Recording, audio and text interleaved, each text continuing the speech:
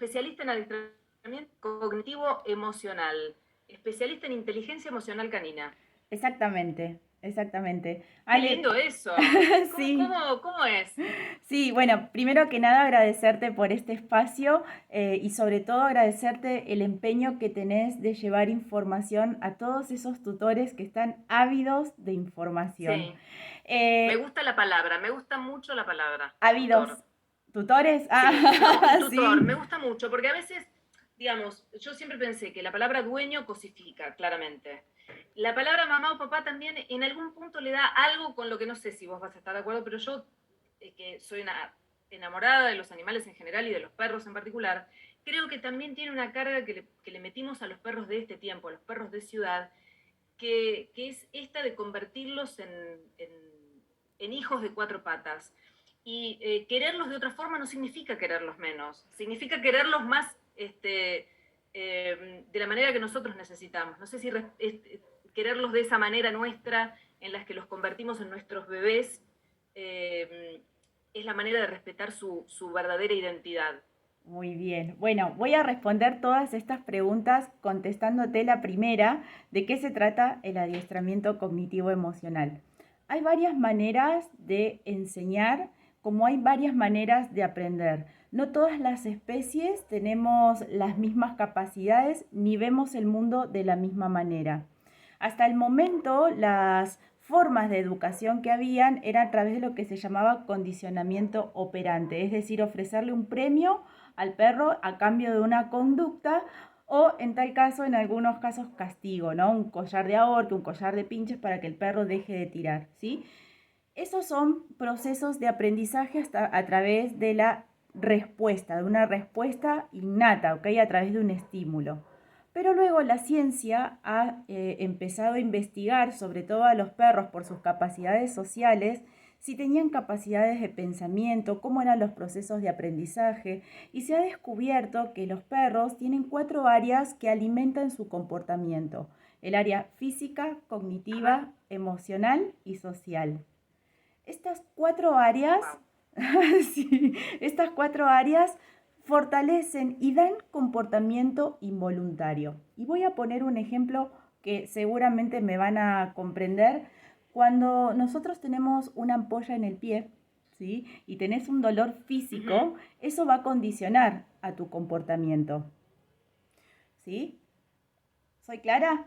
Cuando vos Sí, tenés un dolor en claro, tu claro que sí. cuerpo, no sos la misma, no tenés la misma predisposición ni de aprendizaje ni de De repente te interacción. acordás que tenés un talón, tenés una rodilla, eso que le decimos al médico. Antes yo vivía entera sin darme cuenta, pero ahora me registro teniendo una rodilla o Esa, un codo. o un dolor o una molestia, esa molestia predispone al comportamiento. Es decir, podés ir a bailar y te encontrás con el, no sé, el más lindo de todo el lugar, pero si tenés una ampolla en el pie, no vas a ser vos. No estás cómoda. Exacto, y eso va a Sí, predisponer entiendo al perfecto. comportamiento. Entonces, el área física, cognitiva, las posibilidades que el perro tenga de resolver problemas, de poder interactuar con el entorno, y esto es muy importante en los perros de ciudad, porque nuestros perros viven en entornos que no comprenden. Los perros son Claro, miedo. son nuestros entornos, pero no son sus entornos naturales. Y nosotros los traemos acá pensando que están absolutamente cómodos y que tienen que hablar nuestro lenguaje, pero, pero es una apreciación nuestra. Exacto. Son sesgos. Sesgos es una distorsión en cómo percibimos el entorno. Y ahí viene la respuesta a humanizar a nuestros perros y de pedirle que Claro. hagan determinados comportamientos y demás. Voy a volver a retomar lo que nos había quedado antes, las dos siguientes áreas. Emocional, Sí, habíamos hablado del área cognitiva, dale. el área emocional. La emoción es un proceso cerebral, ¿sí? Como un procesamiento de información. La primer emoción como organismo que sentimos, sí, que sentimos los seres vivos, es el miedo. Gracias al miedo, gracias a ese proceso evolutivo, es que ese organismo puede permanecer con más vida. Y estamos hablando de cerebros, de procesadores de información.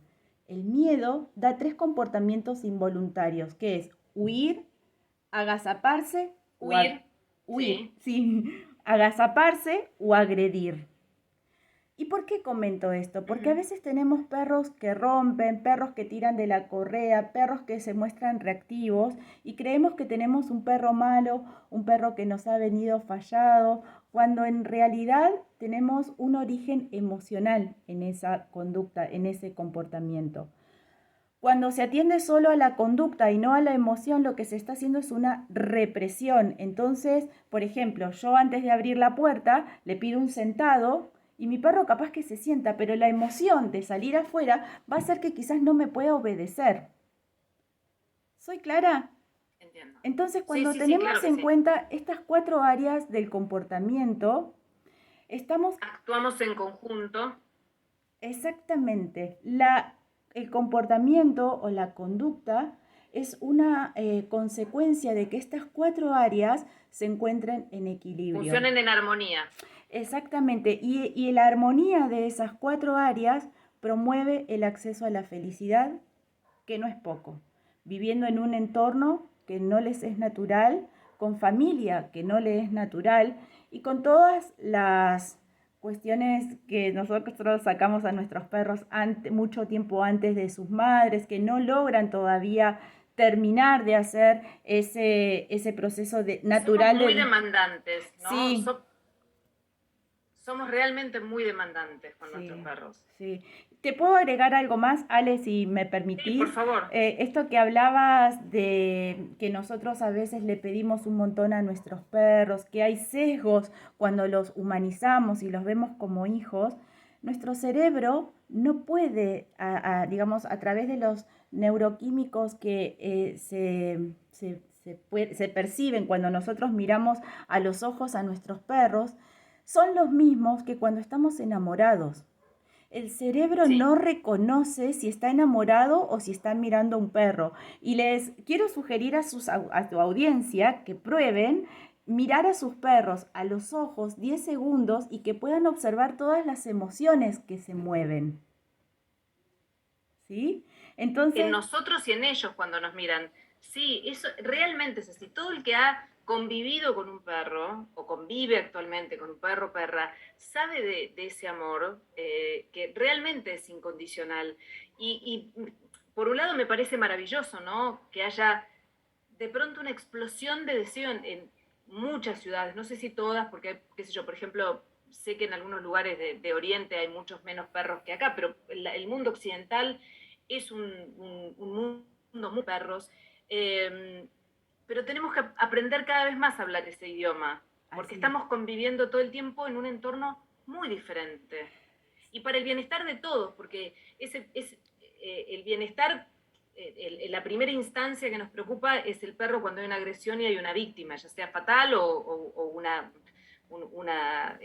herida, aunque que no sea mortal. Ujú. Pero también esa tensión que vemos en nuestros perros, que son muy frecuentes, porque o los vemos agazaparse asustados, o los vemos reactivos, o tirar dueños que pasean detrás de, humanos, perdón, que pasean con el perro que va tirando. Tenemos mucho para aprender. Sí, sin dudas. Y por eso comencé agradeciéndote este espacio de divulgación, porque es lo que necesitamos, que los tutores puedan acceder a información, ¿sí? Y ahí Porque, están ustedes, sí.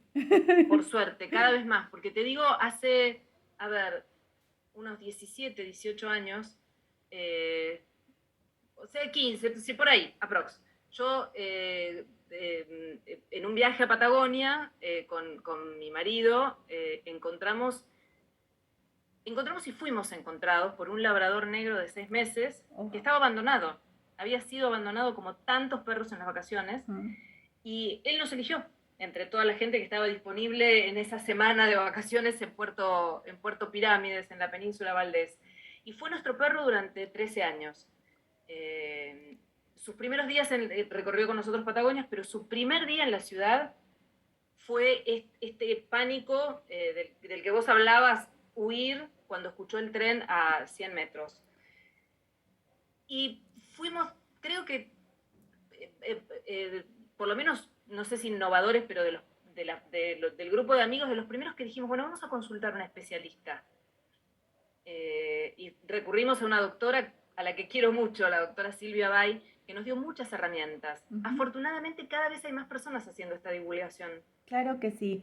Y afortunadamente cada vez se van descubriendo nuevas capacidades en los perros. O sea, nuestros perros sienten dolor, sienten emociones, tienen sentimientos y cuando hablamos de sentimientos, hablamos de procesos cerebrales del afecto. El afecto es también un procesador de información y contribuye a que ambas especies puedan vivir más tiempo, porque aquellos tutores que viven con perros, está comprobado científicamente que bajan los niveles de estrés, que se generan mejores estados emocionales, que se previene la depresión, que tienen que salir a caminar, que se socializan, que se hacen grupos. O sea, es tanto lo que se abre a través de nuestros perros. Y algo muy importante que vos decías, Ale, nuestros perros son nuestros maestros. Es decir, el perro te viene a enseñar a ver otra perspectiva. Cuando hay un problema de comportamiento, yo no hablo de que el perro tenga un problema, sino hablo de un síntoma de que estas 4 dimensiones de su comportamiento no están en equilibrio. Cuando atendés al origen, que es la emoción que da el comportamiento, todo el resto de las dimensiones se empiezan a acomodar, ¿sí? Claro. Entonces, cuando puedes encontrar a profesionales, y esto es algo que me gustaría compartir también con tu audiencia, es que busquen un profesional que no les haga nada, ¿sí? Ustedes no permitan que el profesional les haga nada que no les dejaría ser un miembro de su familia. Si yo a un miembro de mi familia no le pondría un collar de ahorques y de pinches y no lo dejaría que le hable mal, bueno, tampoco dejemos que hagan esto con nuestros Que lo perros. hagan. Sí, y esto que decís es muy importante, ¿no? Vos decís, son nuestros maestros. Y yo sentí cuando, cuando llegó a nuestra vida Astor, que ese fue su nombre, que tenía la obligación de aprender un nuevo idioma. Así como en algún momento aprendí a hablar otra lengua, el inglés, o como en algún momento quise aprender el lenguaje musical, digo, tengo que aprender a hablar este idioma, porque estoy conviviendo. No alcanza con que yo crea que él entiende lo que yo le digo. Exacto, exactamente.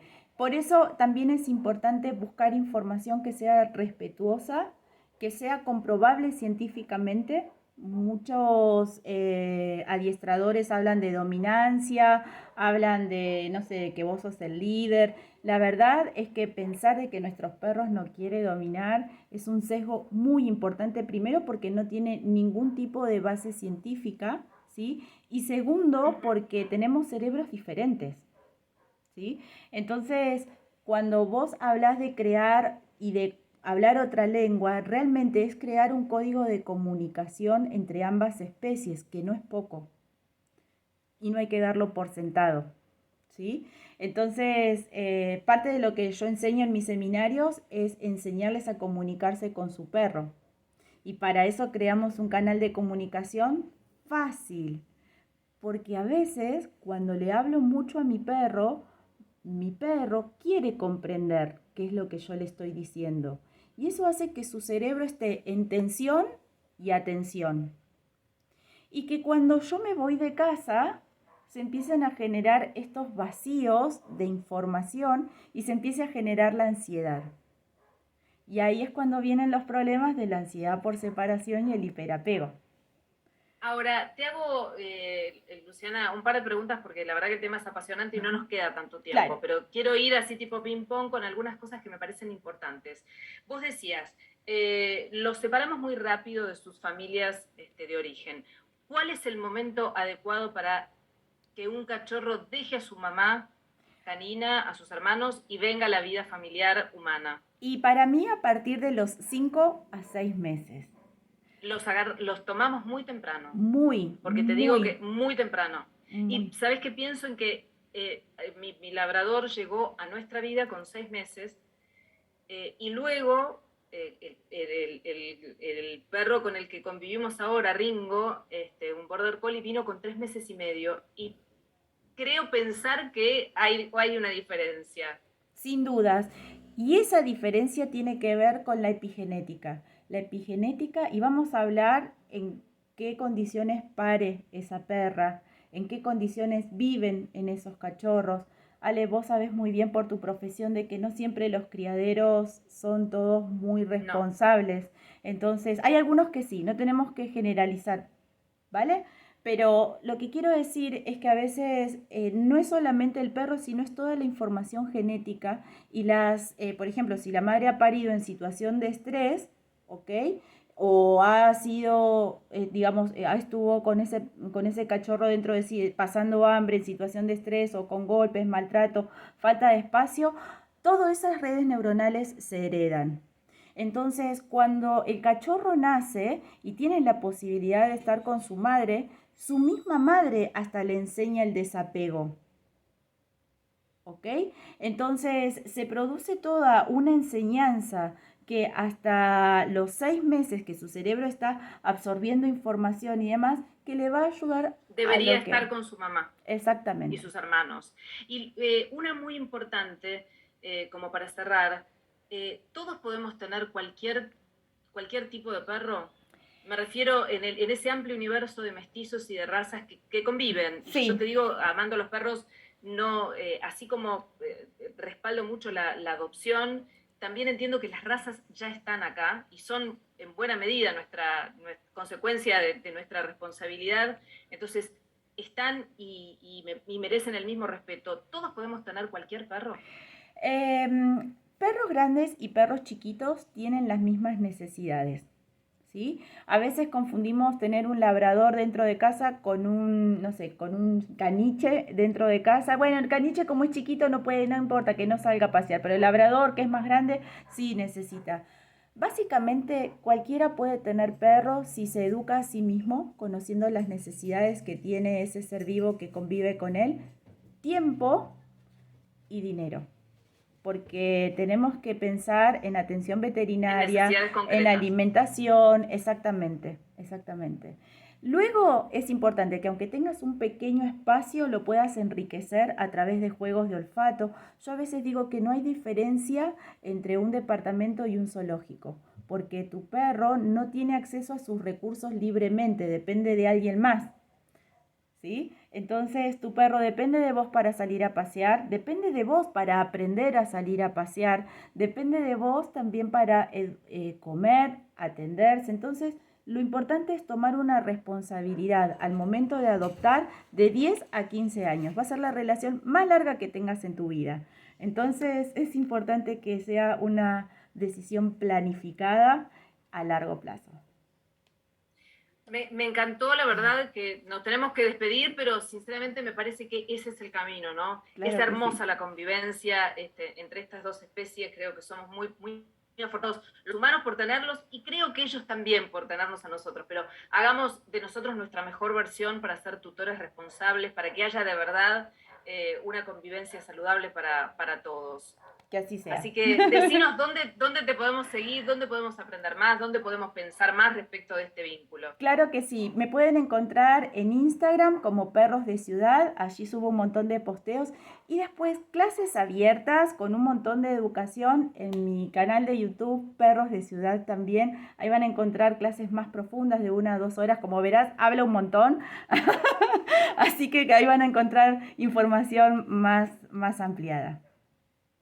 Bueno, un placer, la verdad que muy grande tenerte acá. Se nos pasó volando el programa, porque Volando. fueron conversaciones muy lindas. Así que con vos en pantalla les quiero decir, y también a Mika Suchuchinski, que es nuestra operadora y que ella sí está en la radio, yo estoy home office hoy de vagoneta, que terminamos el programa. Que gracias por acompañarnos, que siguen en la programación de Conexión Abierta y que nosotros nos reencontramos en unos días, porque yo hago un paréntesis de 2 semanas, pero la radio sigue con todo, así que no se lo pierdan. Gracias, Luciana, gracias a ustedes y hasta dentro de unos días nada más. Hasta pronto.